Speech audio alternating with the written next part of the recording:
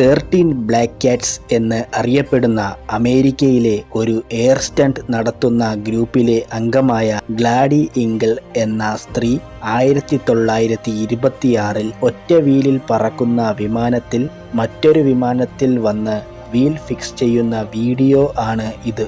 പാരച്യൂട്ടോ മറ്റ് സുരക്ഷാ സംവിധാനമോ ഇല്ലാതെയാണ് ഇവർ സ്റ്റണ്ടുകൾ ചെയ്യാറ്. ഇത് മാത്രമല്ലാതെ വിമാനത്തിന്റെ ചിറകിലൂടെ നടക്കുക, ഒരു വിമാനത്തിൽ നിന്നും അടുത്ത വിമാനത്തിലേക്ക് ചാടുക, വിമാനത്തിന്റെ ചിറകിലിരുന്ന് ഭക്ഷണം കഴിക്കുക, അങ്ങനെ പലതരം സ്റ്റണ്ടുകൾ ഈ ഗ്രൂപ്പിലുള്ളവർ ചെയ്തിരുന്നു. 1920 ആരംഭിച്ച ഈ ഗ്രൂപ്പ് 1930 സുരക്ഷാ നിയമങ്ങളാലും ഗ്രൂപ്പിലുള്ളവർ മറ്റു സ്ഥലങ്ങളിലേക്ക് മാറിയതിനാലും നിർത്തേണ്ടി വന്നു. ഗ്ലാഡി ഇംഗിൾ 1981 ഒക്ടോബർ 27 തൻ്റെ 82-ാം വയസ്സിലാണ് മരിക്കുന്നത്.